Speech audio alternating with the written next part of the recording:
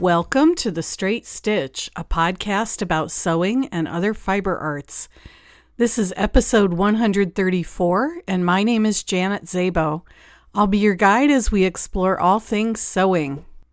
I feel like I've been running a marathon this summer, but that's pretty typical for summers here in Montana. It's like everything has to get crammed into 3 months. And I'm ready for it to be over. I'm looking forward to September. And I look at my desk planner and it looks blessedly empty. Although canning season has started and I'm going to have to be canning tomatoes and pumpkins and apples and all sorts of other things. So our pantry is looking pretty bare. But now that bike tour is over, I am getting back to sewing. And the first little tidbit I want to mention is that I received a copy of Sarah Me Duffy's new book, Fitopedia, just before bike tour. I had to wait about a week before I could sit down and have a good look at it, but if you do any kind of garment making and fitting, you absolutely have to have this book. It is about 1.5 inches thick, and it has so much great information in it. I love the way Sarah Me approaches this. She says that the problem is not with the person's body, the problem is with the pattern. So it isn't that the person has a full bust, it's that the pattern isn't drafted to cover that person's bust tissue. So just the whole perspective shift makes this a wonderful, wonderful book. But Sarah Me also talks about the possible causes for something not fitting properly. I know that that's been an area where I've gotten tripped up because I look at the wrinkles in a garment and I think, oh, I must have to make this adjustment. But that's not the correct adjustment. So Sarah Me gives you a list of possible adjustments. And then for the adjustment that she's featuring on that particular page, she gives you a thorough, detailed explanation of how to make that adjustment and how to do it in various garment styles. So in a raglan or in princess seams. The volume that I have is only the first volume, I hope. She talked about, when I interviewed her, she talked about this being the upper body volume, and she's also planning to do one for fitting the lower body. So I will put the link to her website, and I'm hoping to have her on again in September to talk about what went into creating this book and where she plans to go from here. But I think that this book is going to have a permanent place on my cutting table. I've been using it over the past couple of days, and I will probably talk more about that in future podcasts. I am doing a little bit of sewing this week. Right now, I am working on making some grain line willow tanks. My grain line Studio Scout tees have been in heavy rotation all summer, and my only regret is that I didn't make the tees make the tanks earlier in the summer because we had some pretty hot weather in July, and I certainly could have used them then. But better late than never. They will get worn next year if they're not worn this year. I think you may be able to hear it in my voice. The wildfire smoke has been pretty bad over the last week or two, and it's affecting my voice a little bit, so maybe things don't sound quite as smooth as they usually do. In any case, I'm not going to talk too much longer because I have a great guest on today's episode. Her name is Robin Long, and she lives near Ritzville, Washington. I don't know about you, but paper piecing is not my favorite way to make quilt blocks. And Robin has developed a method for making a mariner's compass block using strip piecing and a specially designed ruler so that you can get around having to do it through paper piecing. And she also has just a great story to tell about the evolution of that process, and I thought that it would be great to have her on the podcast to share that with all of you. And even if you don't quilt, I think you will find her story fascinating. Robin, welcome to the podcast. Well, thank you for having me. I'm very excited to be here. Yeah, I am probably your target demographic because I don't like paper piecing. Oh, good, good. Then we'll have a lot in common. So I usually begin by asking people how they learned to sew, who taught you, any of that. Yeah, well, I have kind of, I think, a great story. I grew up with a mom who sewed. So many of my earliest memories are my mom sewing. And we still sew today. So she still lives where I do here, not very far. So we do still collaborate to this day, which is awesome. But yeah, she was a beautiful, or is a beautiful seamstress. Clothing is what she was doing at that time. She can make a men's suit, beautiful women's clothing, and all of those things. And so she sewed all my clothes growing up. So I'm tall, I'm 5'10", and I was very skinny growing up. So it was really hard to find pants long enough or, shirts or anything that had long enough arms. So I was really lucky to have a mom that sewed for me, growing up. And she was great. She's very creative. And what I really appreciate, sort of looking back, is that she let me be part of that process. So many of my memories growing up are tied to outfits that I wore. And kind of my earliest memory, I think maybe it was third grade. And that's kind of when bell bottoms, and there were these bell bottoms, the legs would be straight. And then there was this kind of flounce at the bottom, a gathered bell, so true bell bottoms, right? And I got to pick this most beautiful bright yellow fabric for my bell bottoms, and I loved those bell bottoms. And then, like in fourth grade, she made me this beautiful purple. It was kind of almost like maybe an upholstery fabric, but a knicker outfit. So it was little knickers, gathered below the knees, and a long vest that went over it. And so, yeah, those are kind of just fun things. And then as I got older, we would pour through 17 magazine, even Vogue magazine, and I would pick out, things that I liked. And she was really great about, helping to kind of bring that influence. And, I grew up in a very small town. So I only had 39 kids in my class, in a very rural part of Eastern Washington. So I think that was maybe a little unusual, but I always just loved having fun outfits. So You yeah. were you were probably the most stylishly dressed person in your Well, class. I thought I was. I don't know if that's true or not, but for sure I thought I was. And I loved that part of growing up. So yeah. And then she taught me to sew. So that's how I started sewing, was garments. And I think I was trying to think of my first project, and I think maybe it was fifth grade, and it was a very bohemian just blouse, and like it had two sleeves that were just made out of squares, right, on top of kind of a gathered bodice, very simple. But what I learned early from my mom was she was a stickler for not just showing me how to do it, but making me learn how to do it. So when I would get stuck, I thought, well, mom will help me, right? She's like, well, did you read the pattern? And she really got me. But I so appreciate that, right? You really do need to learn to read instructions because, right, that's how we learn and move forward. So yeah, she really was a stickler about that. And again, I'm glad. So then I went on to make a lot of my clothes for a long time, probably all through college after I was first married. And then how I got into quilting is my grandma took me to my first quilt class. And that was in 1985, and I was 22. So it was right before I got married.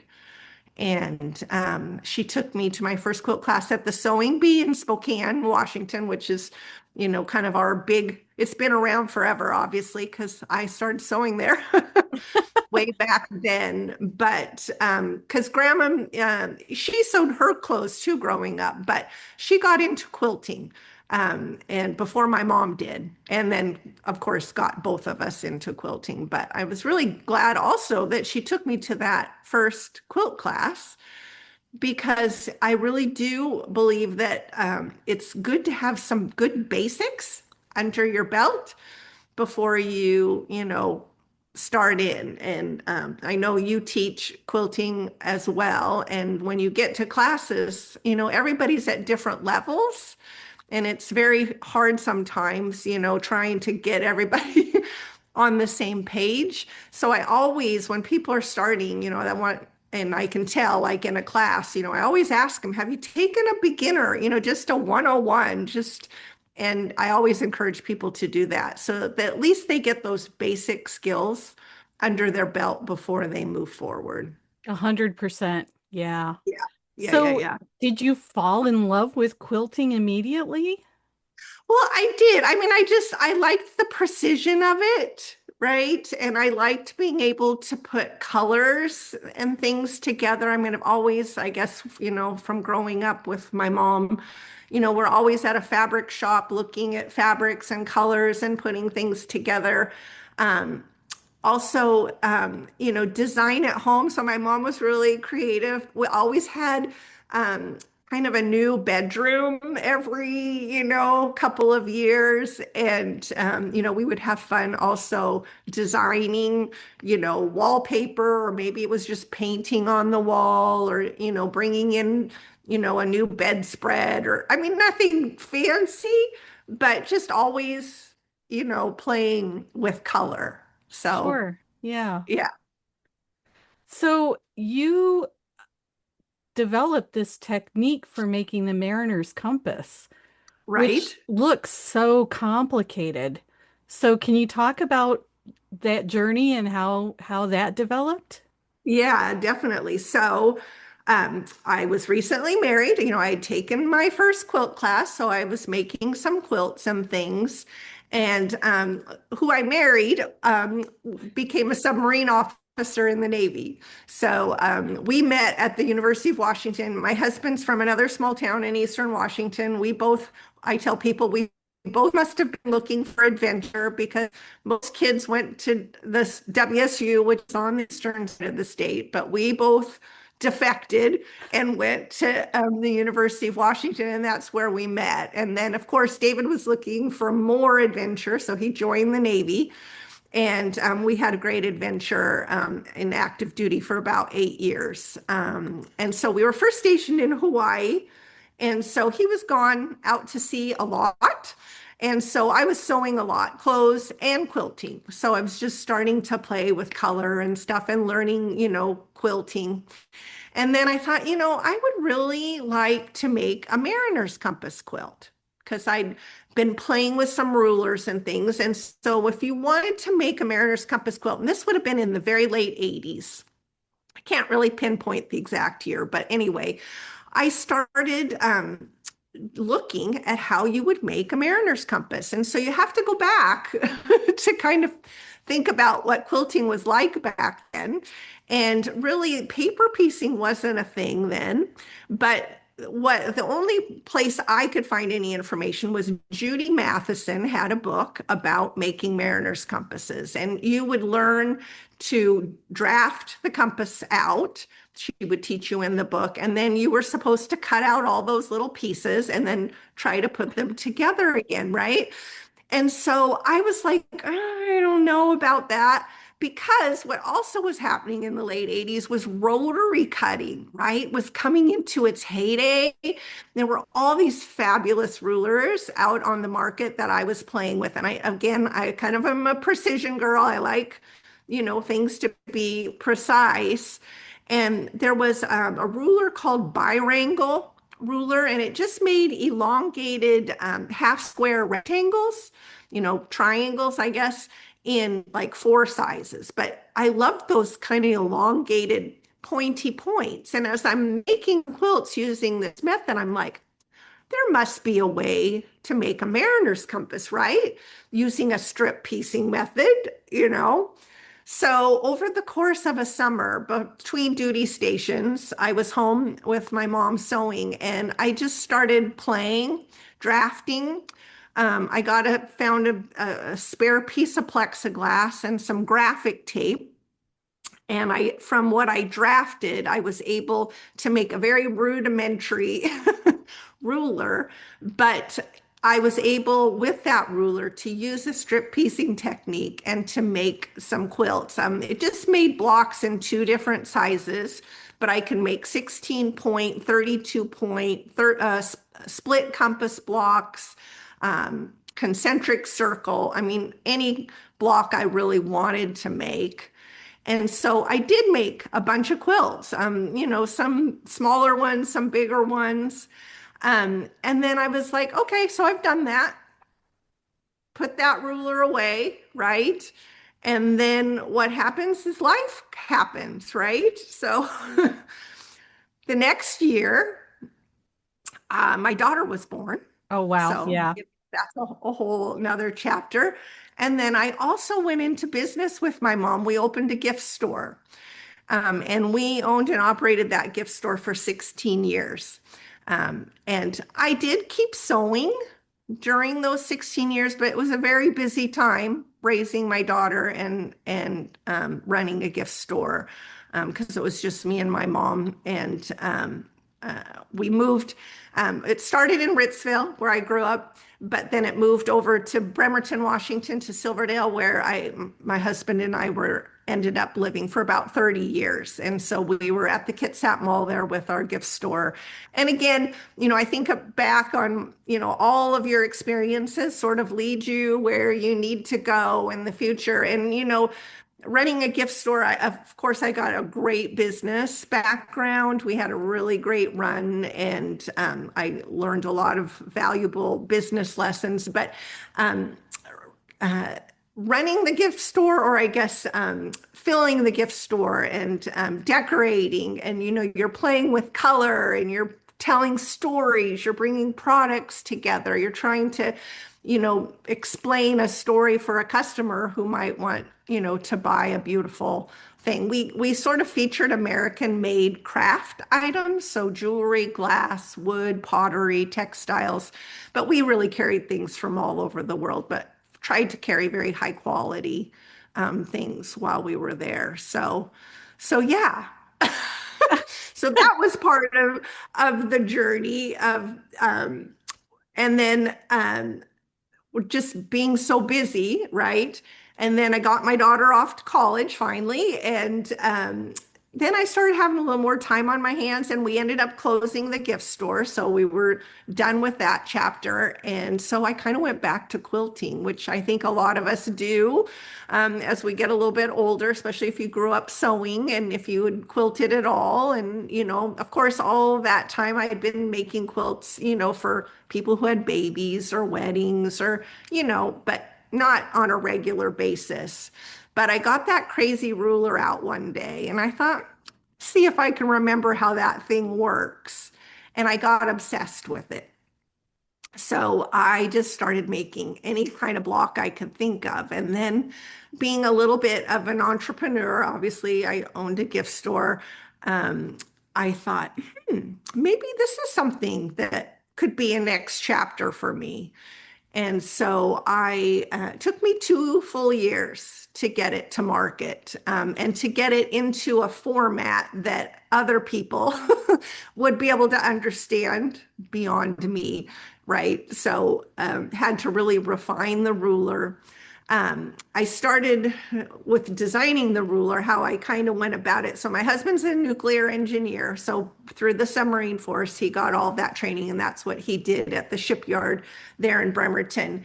And so he had a CAD program on our computer at home that he would use to, design things as well. And so I kind of learned how to use that CAD program enough to kind of start designing a ruler and kind of made a prototype for that and just kept playing with it.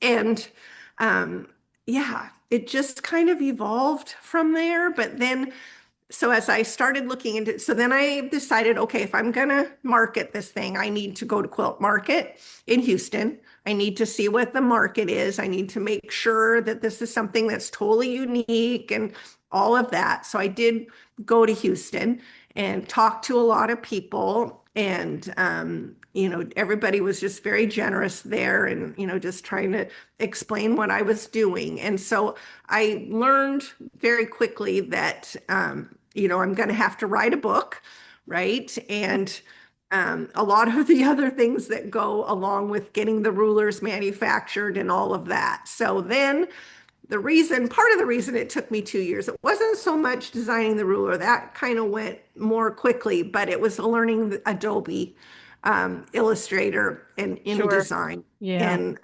writing the books and just getting all of that. So yeah, it took quite a bit to kind of get over that hump, and finding a manufacturer for my rulers and stuff, which fortunately there was someone in Seattle at the time that could do my rulers, which was great. They're not there anymore, unfortunately, but yeah. So that's kind of how it started. And then I launched. So in 2013, I kind of picked up that ruler. I launched Robin Ruth Design in 2015 in January. So, and then it's kind of been a whirlwind ever since. What an amazing journey. Yeah, it has been. I mean, when I went to the first quilt market, so I launched in January and I went to that first quilt market that fall, and, we'd been selling a few rulers. I got my website up and, I was getting a good reception. I was doing classes, kind of in the local area, just kind of dipping my toe in and stuff. And, yeah, it just, slowly. But when I went to market, I was like, well, maybe we'll sell a couple rulers, how you just don't know. But we had a great show. And like I said, after that, things really started to take off. So, how many books? So the books just come, they're instruction booklets. So it's not Okay. like a separate book. That's maybe coming down the pike. We'll see. I really, I've always wanted to kind of do a book, but I just haven't been able to find the time. So there's instruction books that come with each of the rulers. So I have a system. So it is a system of Okay. rulers, books, and patterns for strip pieced mariner's compasses. So Okay. that's what it is. And so I actually have, And yeah, it seems to me that the mariner's compass just is the perfect canvas, maybe, if you will. yeah. It really, what I love is, well, you can see I'm not afraid of color, right? So I just love to showcase the fabric. So I do design inspiration quilts, mostly for Free Spirit fabrics and for Wyndham. So I don't design fabric, so don't get me wrong there. Maybe that'll come down the pike too, but I do design inspiration quilts. So I've been very lucky in that. And, there's just a lot of, happenstance sort of experiences, that kind of leads you along your path. That first quilt market, I was just brave. I just went in and I just talked to anybody. And I've always loved Free Spirit.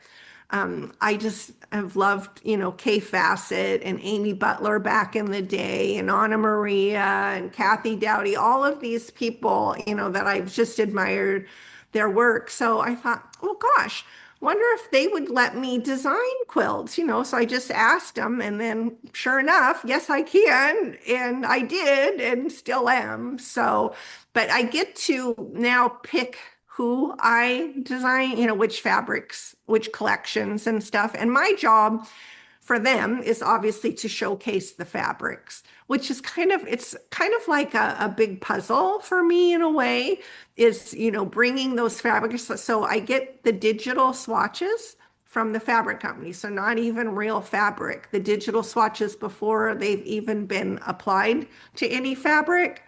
And I have to design a quilt from those digital swatches, right? And so, but what it allows me, and part of being able now to work much more efficiently in Adobe is my computer becomes my design wall. So I'm able to design a quilt with the fabrics at scale, right? The way they're going to end up in the quilt. I can even fussy cut, position the fabrics, how they might rotate or whatever in the actual quilt. When I'm done with a digital quilt and then I finish the actual quilt, sometimes when you put them side by side, you can hardly tell the difference.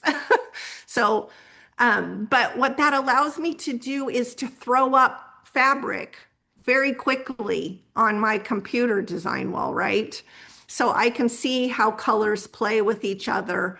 And obviously, with what I do, contrast is a huge part of what I do to get the patterns to pop, the scale of the design, all of those things. But yeah, I'm trying to showcase that fabric collection the best way that I can.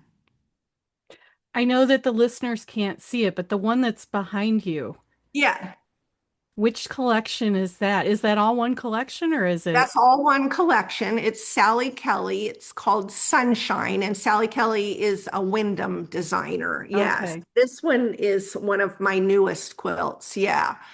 So, yeah, just and actually, I really had a great experience. I just got back from the Festival of Quilts, and Sally Kelly is from London, and I got to meet her at the Festival of Quilts. So that was a big full circle moment. And she gave a talk, and she asked me to bring a couple of my quilts that I've made with her fabric, so I got to show them there. But yeah, Oh, how cool. yeah, it was very fun. So my quilts, I try to tell people they look much more difficult than they actually are to make. So first of all, every quilt's going to have some kind of mariner's compass or a variation, right? And I've made that process easier. I really have with my strip piecing technique. And also, people should know there's free video tutorials. So people can go to my website after they hear this talk and they can watch me make a mariner's compass in real time from start to finish. So that's a great way for people to go and, see the process for making the mariner's compass. Every step for making a mariner's compass is either a straight cut, a straight seam, or pressing. And you just keep adding your strips and using my ruler, and all of a sudden, you're going to have a beautiful mariner's compass or a variation, right? And so then I take those blocks and, I incorporate them with other simple elements. So some of the elements that I use a lot, well, first of all, any block in my system can be made in 16 sizes. So you can make with one ruler. So I have two styles, skinny robin or fat robin, right? I'm robin, so it'll go either way. But 16 sizes from 6 inches up to 36 inches. So even sizes. So 6, 8, 10, 12, all the way up to a 36. My blocks, the traditional ones in the skinnier fat, have a hole in the middle when you're done. And that hole, it helps your block obviously to lay flatter from the get-go. And then it's also, I tell people, a creative opportunity. So there's tons of ways to finish that center. But the point here is the bigger the block, the bigger the hole in the middle is, right? So sometimes it's big enough that I can nest another compass block inside of that block. And I Oh know my the listeners goodness. can't hear, but you can probably see that I've got one block inside of another block. And those are like the smaller block can be reverse appliqued under the larger block. So we're not even cutting a circle, right? Then I might add like a Dresden band. And Dresdens are very simple. They're just wedges. You sew across the ends, you turn them right side out, and you've got these finished points, right? And a 22.5-degree wedge works perfect on 16 points of a compass block, right? So I make a wedge band and I might reverse applique that whole larger block that's nested underneath the Dresden band because it's finished, right? That whole edge. Then I might add some applique elements, and I use a faced applique technique. And this is how I do. If you want to put a circle center on your block, this is how I do it. And so this is probably from my garment sewing is how I came to this, right? It's just faced like a collar or a cuff or anything. But the templates for the circles come in the book. Or if you were making a flower, let's say, the template would come in the pattern. You trace that on freezer paper. You press that freezer paper template, which is the finished size, onto the back side of your fabric.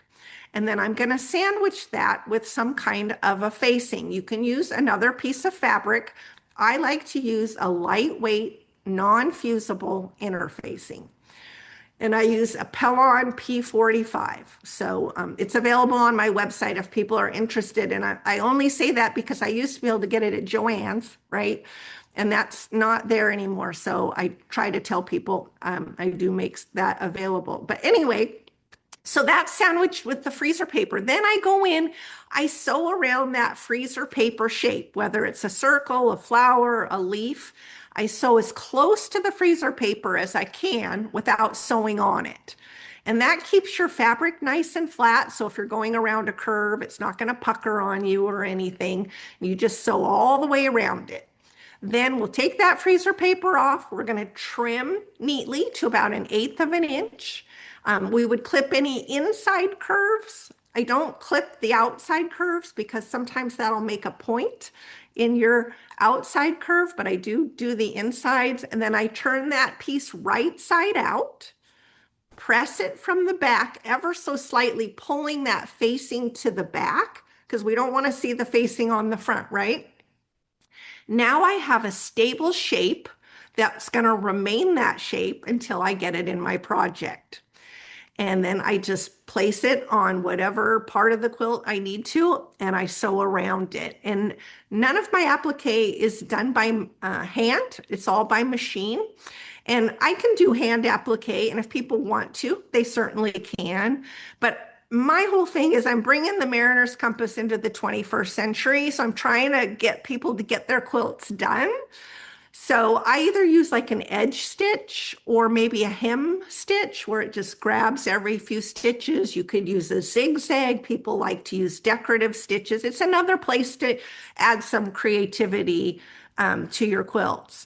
And so then I add maybe some of those softer elements, which really work beautifully, I think, with all the pointy points of my compasses to create, whatever quilt I'm working on. People think of quilts as being such an historic technique, an old technique, but listening to you talk, I'm struck by how much evolution there's been even since the mid 80s. Well, I mean, there's just so many techniques out there now, I think that, with the whole improv has really risen. Um, all of the EPP and paper piecing. I mean, there's a place for anybody. There's lots of different ways to do things. I think what I bring to the table is just it's quicker, yes, but it's also very accurate, my ruler. And so I just have kind of streamlined that process so that, you're not getting kind of bound up in the paper piecing part. And a lot of people really don't like paper piecing. I mean, it's fine. Um, but Me, um, it just is an alternate method. And I've tried to, I mean, there's just so many possibilities. And I hope if people do go to my website and look at my gallery, for instance, they will, I think immediately people notice my quilts don't all look the same. I really bring in different elements. My joy is designing the quilts and just bringing in elements and creating what I want to create. I only am going to design a quilt if it's going to make me happy, right? I may start with the collection sometimes and start playing with it, and it's like, no, this is just not going to work. And so why try to force it, right? So I just have a lot of fun playing with elements and being able to try different techniques and things, that will go with my blocks, but I try to keep them simple because, people already, they see a mariner's compass and, like at a show when I have my booth, this happens all the time.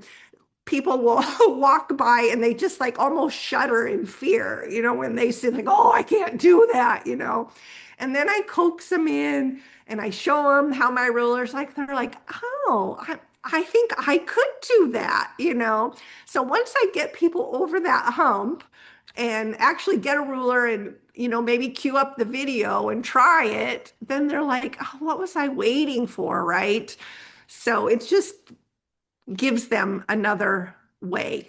And again, the simple techniques, the other elements, I'm not adding anything that on its own is hard. It's just combining those elements into what I think is a beautiful composition. Do you teach in person? Yes, I do. I travel and teach all over the country. I've probably had my busiest year this year. So I do a couple of shows. This year I did Paducah, I did QuiltCon. So I had booths at those places. But mostly I travel to guilds, a few shops. I've been, oh gosh, from Connecticut to Chicago to um, here on the West Coast. Gosh, I'm trying to think. I'm going to be going to Alaska this fall. So yeah, and I'm going to Florida. So I'll be at opposite Oh points my this fall. goodness. So it's a lot with the travel and then also coming out. So I pretty much have a new pattern once a month, which is a Wow. pretty aggressive cadence in this industry. And so sometimes I keep telling myself maybe every other month would be just fine. But I get so excited about, what I'm designing or when the companies send me the new swatches that I just want to design because that's so much fun. So far, so good. I'm keeping up with it. But that coupled with travel, because I'm, if I'm on an airplane once or twice a month, that takes, especially to the East Coast, anytime I have an engagement there, that's really 5 days of my time by the time you prep, fly, do the class, give the talk, fly back, and regroup, right? It takes a lot of your time, so I have to be kind of careful. But I do get to kind of pick and choose where I go, and my husband travels with me wherever we go. So we do take sometimes a day or two on either end of that trip to do something fun. I try to reward him for we love to travel. So we've gotten to see, gosh, some beautiful, beautiful parts of this country that we wouldn't have gone to otherwise, right? Right? So that I don't want to give that up, but it's can be challenging with the way flights and airplanes are these days. But You said you have some videos on your website. Do you have a yeah, YouTube channel at all or not? yeah. So if you go to my website and you go to the video tutorial page, it'll link you right to my YouTube channel. Yeah. Okay. Is there anything we haven't covered? My goodness. Well, sorry, I probably overstayed my time. Oh I no. No, I you are hope that was doing okay. just fine. No, I just, yeah, encourage people to go to my website. The best thing, if you just want to see what I'm doing, um, I send a newsletter out, just one a month. So you're not going to get one in your email box every day. I just do one a month, but people really enjoy my newsletters. So, obviously I'm showing my new stuff, what I'm creating, whatever. I might show my travels. And then because I do live on a cattle ranch, where I grew up, then I always have a segment about back at the ranch or what's happening at the ranch, and people enjoy, seeing the animals and that as well. So do sign up for my newsletter, and I think you're in for a little bit of a treat. I'll put it in the show notes, but what is your Okay. website? It's robinruthdesign.com. No S on the end of design, just robinruthdesign.com. Yeah.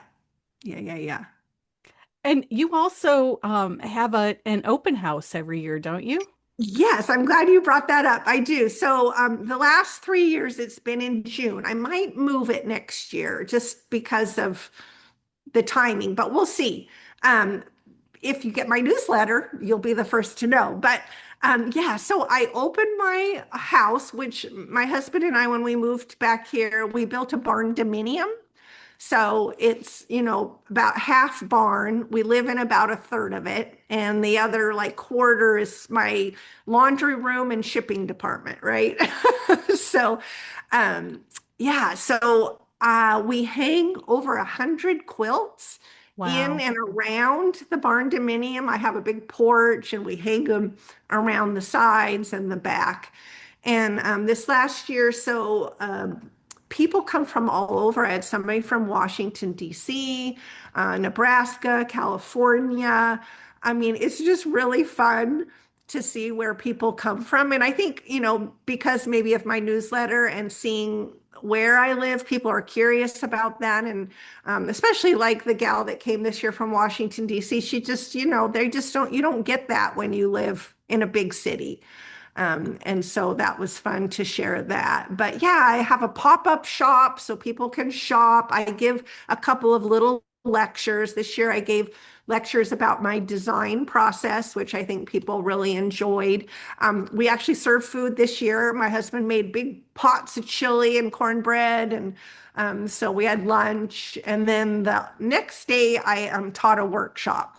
So it was quite a weekend by the time we were done. But yeah, anybody's welcome. It is 12 miles down a gravel road. You do have to go over at least one cattle guard. So you have to be a little bit adventurous to get out here. But we have a fun time when people do. That's awesome. Yeah. Well, I really appreciate you taking the time to visit with me. Well, it's been fun, Janet. I love to share what I do, and I hope to see people out on the quilt trail somewhere. So please, if you've seen me or heard me here, come and say hi that you've talked to me or, heard me talk. That's really the joy of this is meeting wonderful quilters like you and other people in this community. It's just a great community to be part of. Absolutely. Thank Yeah. you. Yeah. Thank you.